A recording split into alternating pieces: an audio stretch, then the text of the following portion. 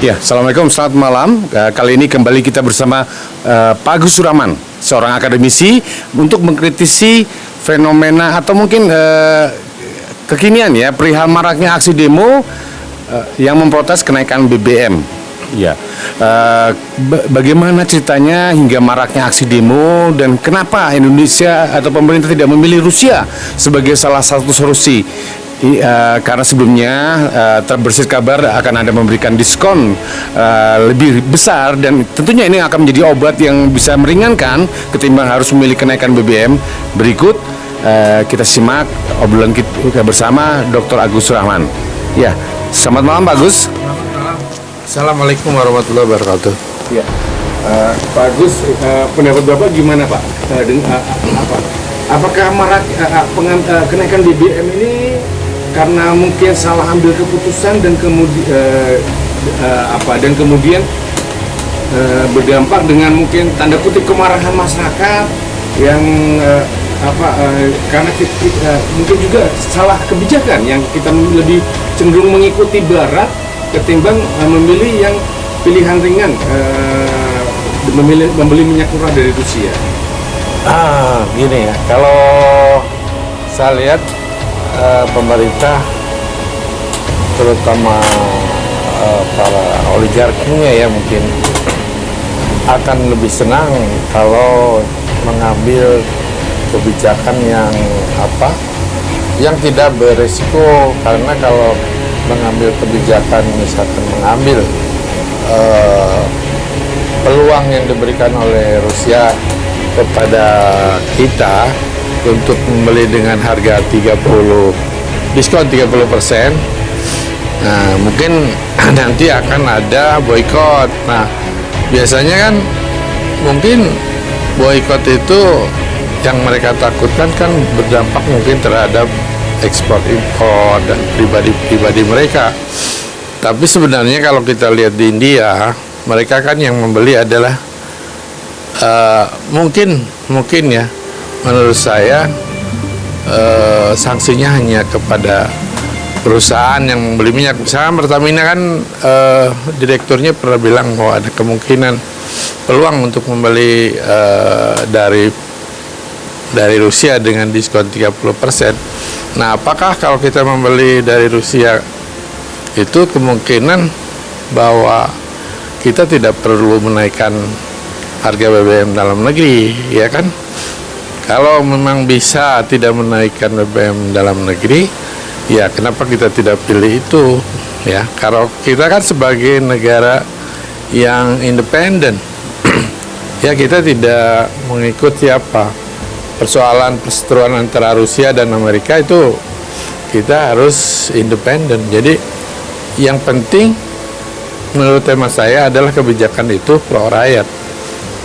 Kalau misalkan membeli dari Rusia itu bisa tidak menaikkan harga BBM sehingga rakyat menjadi senang, mengapa tidak, ya kan? Soal sanksi belum tentu kan sanksi itu datangnya ke negara, ke pemerintahan. Mungkin sanksi itu datangnya hanya kepada Pertamina atau swasta yang membeli ya minyak dari Rusia itu. Nah, kesempatan ini kan sudah ada, tapi mungkin tidak diambil, sehingga kita mengambil kebijakan yang mengakibatkannya sekarang demo di mana-mana ya. Walaupun ada BLT itu kan ya, sampai kapan BLT bisa lokat cuma 150.000 ya kan, sedangkan naik sekarang tuh udah pasti. Angkot aja di Bogor nih sudah 5.000 ya untuk satu rute. Nah, sekarang kan pasti juga berdampak kepada yang lain-lain seperti makanan pokok, itu pasti. Ya, mungkin ini yang dilupakan kalau Indonesia ini sebetulnya non-blok, bukan berpihak atau jadi bersekutu dengan blok Barat. Artinya tidak harus berpikir ragu untuk mengambil keputusan memilih minyak murah yang ditawarkan Rusia ketimbang harus manut dengan kebijakan dengan Barat maksudku, yang tapi kita sangat menempuh resiko besar dengan efek domino di mana-mana jadi mahal kan gitu ya. Ya, bahkan mungkin bisa juga mengganggu pemerintahan dan juga bisa menjatuhkan pemerintahan kalau ini terus berlanjut.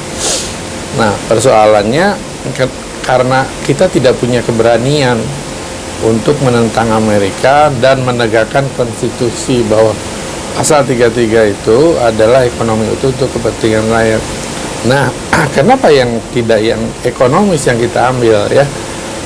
Takut kena sanksi. Nah, itu mungkin sanksinya bukan hanya sekedar tapi lebih bersifat diplomatik dan lain sebagainya yang kebanyakan para oligarki kita mungkin lebih berorientasi ke barat dan mungkin juga banyak yang menyimpan uangnya di sana, dan kemudian juga banyak orang-orang yang memang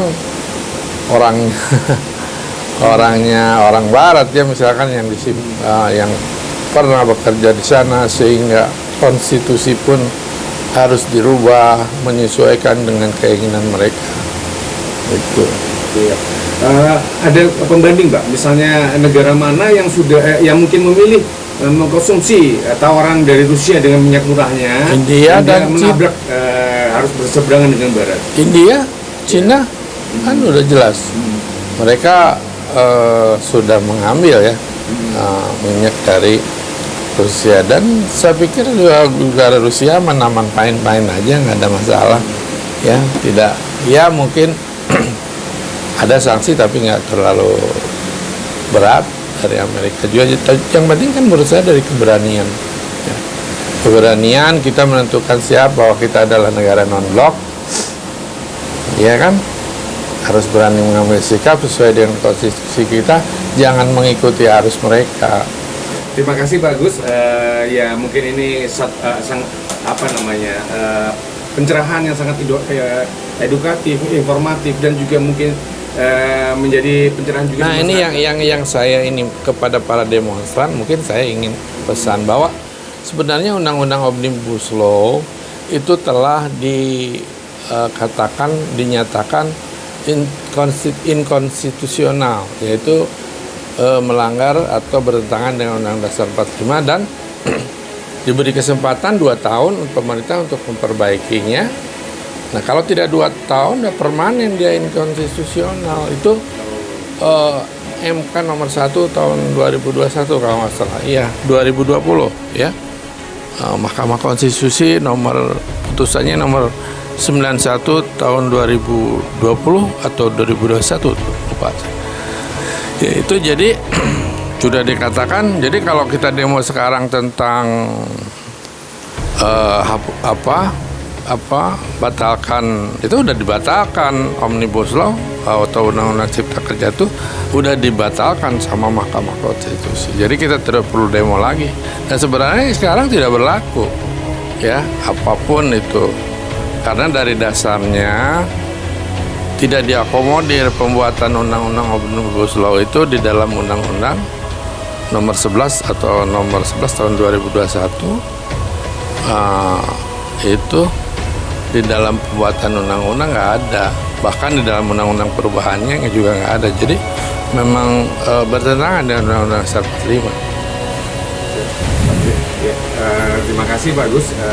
Ini mungkin ya semoga diskusi ini menjadi nilai manfaat lah untuk di masyarakat yang mungkin juga bisa menjawab banyak ketidaktahuan publik lah perihal BBM ini.